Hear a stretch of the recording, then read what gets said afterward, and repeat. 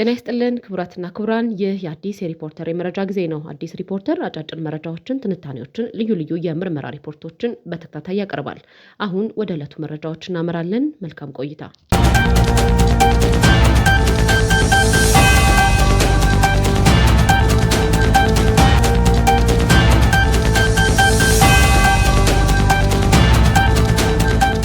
ሰላም ጤና ይስጥልን ቤተሰቦቻችን፣ እንደምን ቆይታችኋል? ለሳምንታት ያክል ወደ እናንተ በማሳሰቢያ ስንነግራችሁ የነበረው በፕሮፌሰር መረራ ጉዲና ተሽከርካሪ ውስጥ ስለከሸፈው የሽግግር መንግስት አስገራሚ ድርድር ዝርዝር የምርመራ ሪፖርት በተከታታይ ማቅረብ እንጀምራለን ባልነው መሰረት በትናንትናው ዕለት የመጀመሪያ ፕሮግራማችንን ወደ እናንተ አድርሰናል። ገብታችሁ ልትከታተሉ ትችላላችሁ። በቀጣይም ተጨማሪና ተከታታይ ፕሮግራሞችን የምናደርስ ነው የሚሆነው። ታዲያ ፕሮግራሞች በቀላሉ ለመመልከት የዩቲዩብ ገጻችንን ገብታችሁ ላይክ እና ሰብስክራይብ በማድረግ ቤተሰብነታችሁን አጠናክሩ።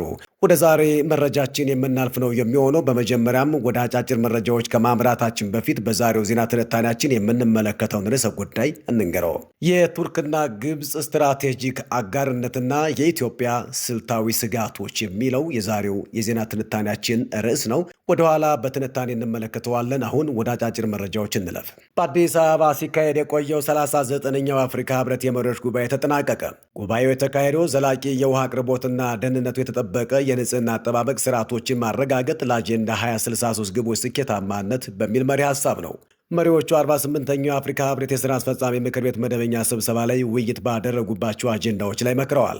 የውሃ ደህንነትና የንጽህና አጠባበቅ፣ የአጀንዳ 2063 ትግበራንና አህጉራዊ ትስስር፣ ማህበራዊና ኢኮኖሚያዊ ልማት፣ የሰው ኃይል ልማት፣ ተቋማዊና የፋይናንስ ሪፎርሞች፣ ቀጠናዊ አጋርነትና አፍሪካ በዓለም መድረክ ያላት ሚና ከተመከሩባቸው አጀንዳዎች መካከል ይጠቀሳሉ። ለሁለት ቀናት ሲካሄድ የቆየው 39ኛው የአፍሪካ ህብረት የመሪዎች ጉባኤ የተለያዩ ውሳኔዎችን በማሳለፍ ተጠናቋል።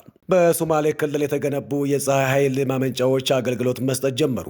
በሶማሌ ክልል ጃረር እና ቆርሃይ ዞኖች ድግና ኑሰር ድግ ከተሞች ከ360 ሚሊዮን ብር በላይ ወጪ የተገነቡ የፀሐይ ኃይል ማመንጫ ፕሮጀክቶች ተመርቀው አገልግሎት መስጠት ጀምረዋል። የውሃና ኢነርጂ ሚኒስትር ዴኤታ ሱልጣን ወሊ ዶክተር በመረቃው ላይ እንደገለጹት ከዋናው የኤሌክትሪክ ግሪድ ርቀው ለሚገኙ ከተሞች የኤሌክትሪክ ኃይል ተደራሽነት ትኩረት ተሰጥቷል። በድግ ከተማ የተገነባው የፀሐይ ኃይል ማመንጫ ፕሮጀክት የ24 ሰዓት አገልግሎት እየሰጠ መሆኑን ጠቁመው 2000 በላይ አባወራዎችን ተጠቃሚ እንደሚያደርግ ገልጸዋል። ኢትዮጵያ የባህር በር የሌላት አገር መሆኗና በወደብ አገልግሎት ላይ ያጋጠሟት ከፍተኛ ገደቦች በዓመት $31 ቢሊዮን እያሳጣት መሆኑ ተነገረ። ኢትዮጵያ የባህር በር የሌላት አገር መሆኗና በወደብ አገልግሎት ላይ ያጋጠሟት ከፍተኛ ገደቦች በየዓመቱ ከአጠቃላይ የሀገር ውስጥ ምርት ጂዲፒ ከ19 ቢሊዮን እስከ $31 ቢሊዮን እያሳጣት መሆኑን የኢትዮጵያ ፖሊሲ ጥናት ኢንስቲትዩት ይፋ ባደረገው አዲስ ጥናት አመልክቷል። ይህ ኪሳራ በ2024 ብቻ ከሀገሪቱ አጠቃላይ ምርት ከ13 እስከ 23 በመቶ የሚሆነውን ድርሻ እንደሚሸፍን በጥናቱ ተገልጿል። ጥናቱን የመሩት ከፍተኛ ተመራማሪ ጀማል መሐመድ ዶክተር እንደገለጹት የወደብ ተዛማጅ ወጪዎችና ቋሚ ታክስ በንግድ እንቅስቃሴ ላይ እየጨመሩ ይገኛሉ። ቀጥተኛ የወደብ ክፍያዎች የንግድ ዋጋውን 12.2 በመቶ የሚይዙ ሲሆን በዕቃዎች መዘግየትና ብክነት ምክንያት የሚጨመረው 3 በመቶ ተደምሮ አጠቃላይ የወደብ ወጪ 15.2 በመቶ ያደርሰዋል። በ2024 ብቻ ያጋጠመው ከ16 ቢሊዮን በላይ የንግድ ኪሳራ አገሪቱ በዚሁ ዓመት ለውጭ ዕዳ ከከፈለችው ክፍያ 193 በመቶ ብልጫ አለው። የባህር በር ማጣት የሚያሳድረው ጫና እስከ ግለሰብ የሚዘልቅ ሲሆን በነፍስ ወከፍ በእያንዳንዱ ኢትዮጵያዊ ላይ በየዓመቱ እስከ $235 ወይም $35,000 ብር የሚደርስ የኑሮ ጫና እያስከተለ ይገኛል። ኢትዮጵያ ከ1993 ጀምሮ ለውጭ ንግዷ 95 በመቶ የሚሆነውን በጅቡቲ ወደብ ላይ ጥገኛ መሆኗ ለኪሳራውና ለጸጥታው ስጋት የዳረጋ ሲሆን በጥናቱ ወቅት የወደብ መጨናነቅና እስከ 30 ወራት የሚደርሱ ረጅም መዘግየቶች እንዲሁም የኮንቴነር እጥረትና ከፍተኛ የሪጅመንት ክፍያዎችና እንደ ዋና ተግዳሮቶች ተጠቅሰዋል። አሁን ደግሞ ወደ ውጭ መረጃችን አለፍን። ኦባማዎችን ዝንጀሮ አድርጎ የሚያሳየውን የትራምፕ ቪዲዮ በተመለከተ ባራክ ኦባማ ምላሽ ሰጡ። የቀድሞ የአሜሪካ ፕሬዝዳንት ባራክ ኦባማ ፕሬዝዳንት ዶናልድ ትራምፕ በማህበራዊ ሚዲያ ገጻቸው ለጥፈውት የነበረውን ዘረኛ ቪዲዮ በተመለከተ ቀጥተኛ ያልሆነ ምላሽ ሰጥተዋል። ኦባማ በፖድካስት ላይ በሰጡት ቃለ ምልልስ የመንግስት ባለስልጣናት ቀድሞ የነበራቸው ክብርና ሀፍረት አሁን ጠፍቷል ብለዋል። ትራምፕ የቀድሞ ፕሬዝዳንት ባራክ ኦባማና ቀዳማዊት እመቤት ሚሼል ኦባማን እንደ ዝንጀሮ አድርጎ የሚያሳይ ይዘት ያለውን ዘረኛ ቪዲዮ በማህበራዊ ሚዲያ ገጻቸው ላይ ከለጠፉት በኋላ መጥፋታቸው ይታወሳል። ኦባማ ከፖድካስት አቅራቢው ብራያን ታይለር ሆኸን ጋር ባደረጉት ቆይታ ከተወያዩባቸው ነጥቦች መካከል አሁን በአሜሪካ ያለው የፖለቲካ ሁኔታ ይጠቀሳል። ትራምፕ በገጻቸው ለጥፈውት የነበረው ቪዲዮም እንደ አንድ ማሳያ ተደርጎ ቀርቧል። ኦባማ ስለ ወቅታዊ የአሜሪካ ፖለቲካ ሲናገሩ ከዚህ ቀደም አይተነው በማናውቀው መጠን በክፋት የተሞላ ሆኗል ብለዋል። ከቀናት በፊት ትራምፕ የእርስዎን ፊት ዝንጀሮ አካል ላይ የሚያሳይ ቪዲዮ ለጥፈዋል ሲል ብራያን ታይለር ለጠየቀው ጥያቄም ኦባማ በምላሹ አብዛኛዎቹ አሜሪካውያን ይህ ድርጊት ረብሿቸዋል፣ ከዋና ጉዳዮች ትኩረት የሚያሳልጠው ይሄ ጉዳይ ሆኗል ብለዋል። ኦባማ በመላው አሜሪካ ሲዘዋወሩ የሚያገኟቸው ሰዎች ጨዋ፣ ሰው አክባሪና ደግ መሆናቸውን ጠቅሰው በማህበራዊ ሚዲያና በቴሌቪዥን የሚታየው ግን ሰርከስ ነው ብለዋል። የመንግስት ባለስልጣናት ሊኖራቸው የሚገባው ኀፍረት፣ አክብሮትና ቅድሚያ የሚሰጠውን የመለየት አካሄድ አሁን ላይ ደብዛው ጠፍቷል ሲሉም ወቅታዊውን የአሜሪካ ሁኔታ ገልጸዋል። ኦባማ በቃለ ምልልሳቸው በሰላማዊ መንገድ አይኤስን የሚቃወሙ ሰዎችን አሞግሰዋል። ቤተ መጻሕፍታቸው በቀጣይ ዓመት ቺካጎ ውስጥ እንደሚከፈትም ጠቁመዋል። የተከበራችሁ አድማጭ ተመልካቾቻችን አሁን ደግሞ ወደ ስፖርት መረጃ አለፍን። የፕሪሚየር ሊግ ቡድኖችን እየፈተነ የሚገኘው የኤፍኤ ካፕ ጨዋታ ዛሬስ ምን ሊያሳየን ይችላል የሚለው ትኩረት ተደርጎበታል። በእንግሊዝ የኤፍኤ ካፕ ዋንጫ አራተኛ ዙር ዛሬ 5 ጨዋታዎች ይካሄዳሉ። በጨዋታዎቹ የፕሪሚየር ሊግ ቡድኖች በታችኛው ዲቪዚየን ቡድኖች ከመፈተን ባለፈ ነጥብ ሊጥሉ ይችላሉ ሲል ዴይሊ ሜል ስፖርት አስነብቧል። ምሽት 1 ሰዓት ተኩል ላይ የፕሪሚየር ሊጉ መሪ አርሰናል በሊግ 1 ከሚሳተፈው ዊጋን አትሌቲክ ጋር በኤምሬትስ ስታዲየም ይጫወታል። ሁለቱ ቡድኖች በኤፍኤ ዋንጫ ታሪክ በአንድ ጨዋታ ተገናኝተው በአቻ ውጤት ነው የተለያዩ። ዛሬ ምሽት 1 ሰዓት ተኩል ላይ የሚደረገው ጨዋታ ታዲያ የሚጠበቅ ሆኗል። አሰልጣኝ አርቴታ ለጨዋታው እንደ ማንኛውም ጨዋታ ትኩረት ሰጥተን ቋሚ ተሰላፊዎችን እንጠቀማለን ብለዋል። ከብሬንትፎርድ የአቻ ውጤት በኋላም ዛሬ ወደ አሸናፊነት ለመመለስ እንጫወታለን ሲሉ አስተያየታቸውን ሰጥተዋል። አድማጭ ተመልካቾቻችን አሁን ደግሞ በጥልቀት ወደምንመለከተው ዜና ትንታኔያችን እናመራለን። ዜና ትንታኔያችንም ርዕሱን በማስቀደም እንጀምራለን። የቱርክና ግብፅ ስትራቴጂክ አጋርነትና የኢትዮጵያ ስልታዊ ስጋቶች የሚለው ርዕሳችን ነው። ወደ ትንታኔው እናመራለን። ለ13 ዓመታት በጠላትነት ተፈራርጀው የቆዩት በመካከለኛው ምስራቅና በአፍሪካ ቀንድ ፖለቲካ ውስጥ እንደ ባላንጣ የሚታዩት ቱርክና ግብፅ ባለፈው የካቲት 2018 ዓ.ም አዲስ ስልታዊ አጋርነት ተፈራርመዋል። የስምምነት በሁለቱ ሀገራት መካከል የነበረውን የቆየ ቁርሾ የሻረ ብቻ ሳይሆን የቀጠናውን ጂኦፖለቲካዊ ገጽታ በአዲስ መልክ ቀይሮታል። ዛሬ በዚህ ትንታኔያችን ለ13 ዓመታት የዘለቀው ቁርሾ እንዴት ተፈታ? እስራኤል በሶማሌላንድ በኩል ብቅ ማለት ቱርክና ግብፅን ለምን አስደነገጠ? ይህ አዲስ ጥምረት በኢትዮጵያ ላይ የሚፈጥረው የከበባ ስልት ምንድን ነው? ኢትዮጵያ ለዚህ ግዙፍ ስጋት ምን አይነት ምላሽ መስጠት አለባት? የሚሉትን ነጥቦች በጥልቀት እንመረምራለን። ከጠላትነት ወደ ወዳጅነት የ13 ዓመታት ቁርሾ። በቱርክና በግብፅ መካከል ለ13 ዓመታት የዘለቀው ዲፕሎማሲያዊ ቀውስ በዘመናዊ የመካከለኛው ምስራቅ ታሪክ ውስጥ ከፍተኛ ተጽዕኖ ካሳደሩ ክስተቶች አንዱ ተደርጎ ይወሰዳል። የዚህ ጥልቅ ቁርሾ መነሻ በ2006 ዓ.ም በግብፅ በተከሰተው የመንግስት ለውጥ ሲሆን በዲሞክራሲያዊ ምርጫ ወደ ስልጣን የመጣውና በመሐመድ ሙርሲ የሚመራው የሙስሊም ወንድማማቾች መንግስት በወታደራዊ ኃይል መወገዱ የሁለቱን ሀገራት ግንኙነት ከወዳጅነት ወደ ፍጹም ጠላትነት ቀይሮታል። ቱርክ በወቅቱ የነበረውን ለውጥ መፈንቅለ መንግስት ስትል በጽኑ መቃወሟ ለግጭቱ ዋና ማቀጣጠያ ሆኖ አገልግሏል። ይህ ፍጥጫ የተመሰረተው በሁለቱ ተቃራኒ የፖለቲካ ፍልስፍናዎች ላይ ነበር። በአንድ በኩል በቱርክ ፍትህና ልማት ፓርቲ የሚመራው እስላማዊ ዲሞክራሲ ፍላጎት፣ በሌላ በኩል ደግሞ በግብፅ ወታደራዊ ተቋም የሚደገፈው ሴኩላር ብሔርተኝነት ከፍተኛ ሽኩቻ ውስጥ ገብተው ቆይተዋል። ፕሬዚዳንት ረሲፕ ጣይብ ኤርዶጋን የመሐመድ ሙርሲን ከስልጣን መውረድ እንደ ትልቅ በደል በመቁጠር ለሙስሊም ወንድማማቾች ሙስሊም ብራዘርሁድ መጠለያ እስከ መስጠት ደርሰዋል። ግብፅ በበኩሏ ቱርክን በሀገር ውስጥ ጉዳይ ጣልቃ ገብነትና ጽንፈኞች ቡድኖችን በመደገፍ በመክሰስ ዲፕሎማሲያዊ ግንኙነቷን አቋርጣ ነበር።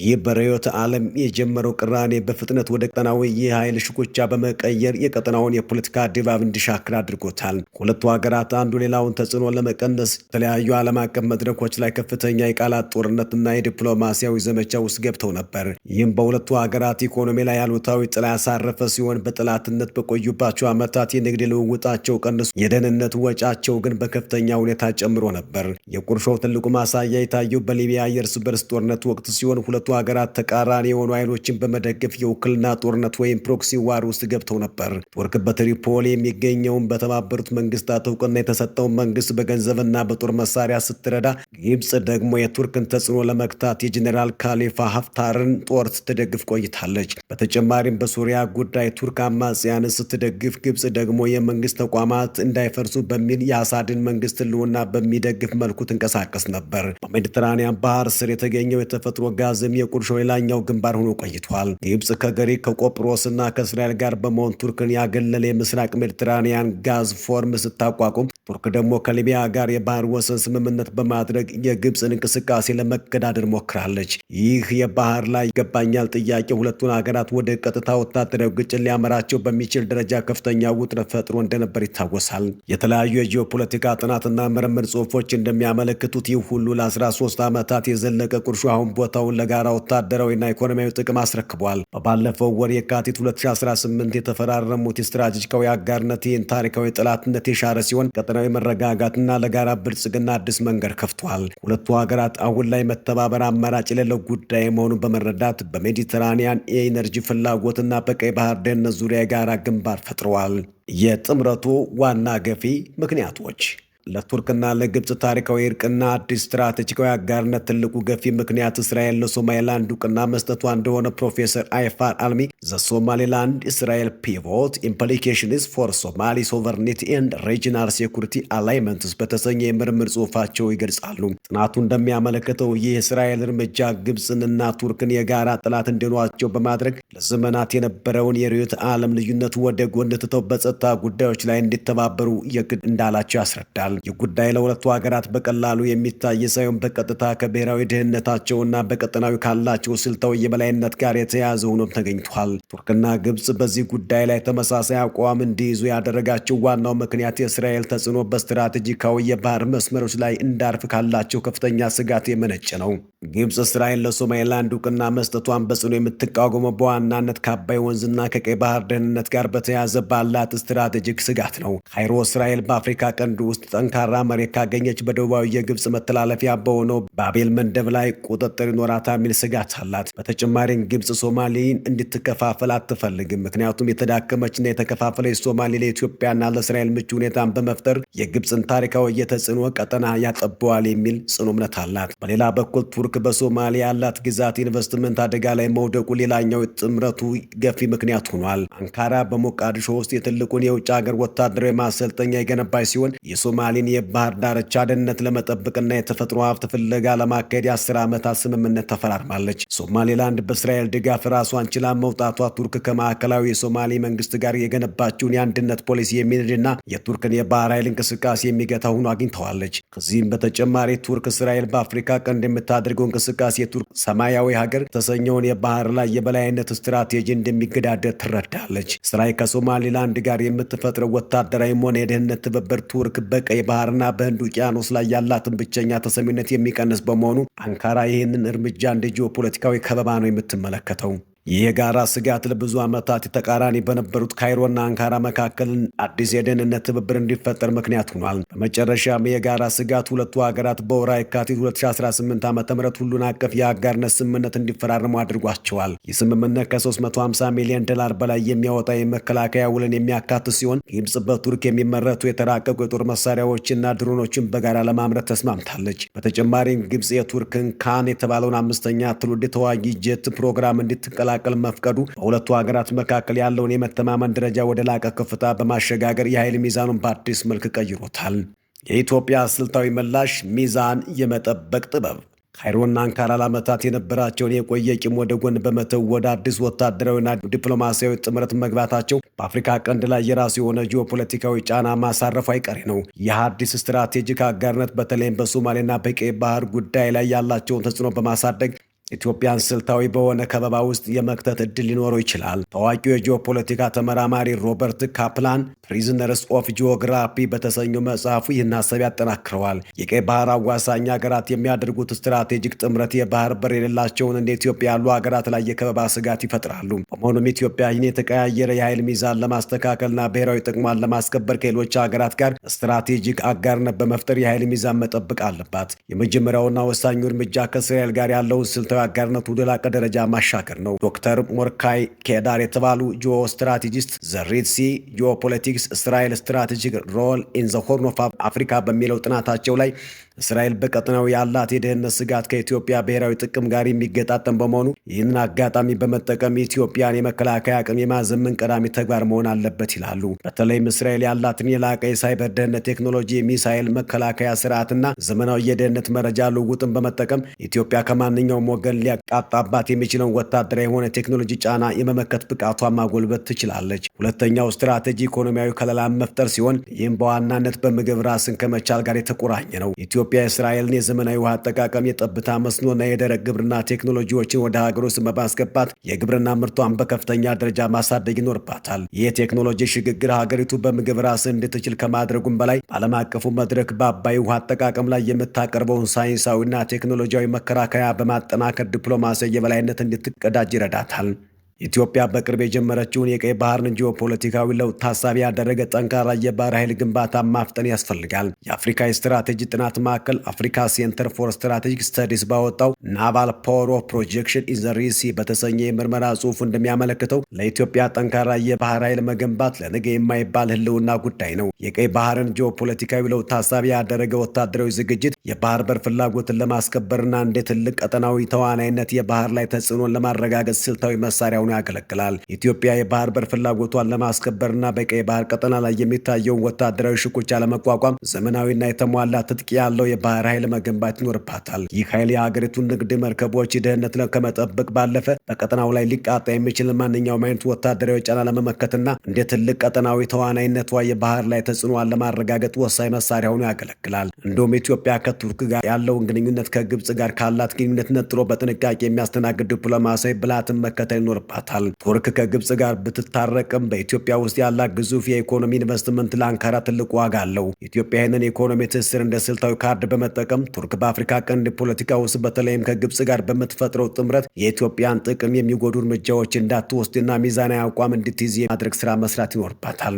የማጠቃለያና የቤት ስራ የውስጥ ጥንካሬ ለውጭ ተጽዕኖ። በአጠቃላይ ግብጽና ቱርክ ለ13 ዓመታት የዘለቀውን ቁርሾ ሽረው ወደ አዲስ ስልታዊ አጋርነት መግባታቸው በአፍሪካ ቀንድና በቀይ ባህር አካባቢ አዲስ የኃይል ሚዛን መፈጠሩን በግልጽ ያሳያል። ሆኖም ኢትዮጵያ ይህንን የተቀየረ የጂኦፖለቲካዊ ድባብ ለመመከትና ብሔራዊ ጥቅሟን ለማስከበር ከእስራኤል መሰል ሀገር ጋር ስትራቴጂክ አጋርነት መፍጠር ያለባት ሲሆን ዋነኛውና አስተማማኝ መሳሪያ ውስጥ አንድነት ነው። የታሪክ ምሁራንና የፖለቲካ ተንታኞች እንደሚስማሙበት አንድ ሀገር በውጭ ዲፕሎማሲያዊ መድረክ የሚኖራት ተሰሚነትና ክብደት በቀጥታ ከውስጣዊ ፖለቲካ መረጋጋቷ ጋር የተቆራኘ ነው። የውስጥ ሰላም ሲረጋገጥ ባዕዳን ኃይሎች በሀገሩ የውስጥ ጉዳይ ጣልቃ የሚገቡበት ቀዳዳ በዘላቂነት ይዘጋል። ኢትዮጵያ ይህንን ውስጣዊ አንድነት ከዘመናዊ ወታደራዊ ዝግጅት ጋር ማጣመር ይኖርባታል። በአሁኑ ወቅት እንደ ድሮን ቴክኖሎጂ፣ የሳይበር ደህንነትና የላቀ የደህንነት መረጃ አያያዝ ያሉ ዘመናዊ መሳሪያዎች የሀገር ሉዓላዊነት ለማስከበር ወሳኝ ሚና አላቸው። ከእስራኤል ጋር የሚደረግ የቴክኖሎጂ አጋርነትም ይህንን ወታደራዊ ዝግጅት ለማጠናከርና ማንኛውንም አይነት የከበባ ስልት ለማክሸፍ ትልቅ ዕድል የሚፈጥር ነው። የኢትዮጵያ ዲፕሎማሲያዊ ስኬት የሚመነጨው በሀገር ውስጥ ካለ ጠንካራ ማህበራዊ ትስስርና በዘመናዊ ቴክኖሎጂ የታገዘ የመከላከያ አቅም መሆኑን ሊሰመርበት ይገባል። ለተመልካቾች የሚቀርብ ጥያቄ፣ የቱርክና ግብጽ አዲሱ መቀራረብ ለኢትዮጵያ እንደ ትልቅ ስጋት ነው የሚታያችሁ ወይስ ራሳችን እንድንፈትሽ የሚገፋፋ አጋጣሚ? ኢትዮጵያ ከእስራኤል ጋር የምታደርገው ስልታዊ ትብብር በቀጠናው ያለውን የኃይል ሚዛን ያስጠብቃል ብላችሁ ታምናላችሁ? አስተያየታችሁን በኮመንት መስጫው ላይ አጋሩን። ቪዲዮውን ከወደዳችሁት ላይክና ሼር በማድረግ ለሌሎችም እንዲደርስ አድርጉ። ሰላም ለሀገራችን። የዛሬው ዜና ትንታኔያችን ይህ ነበር።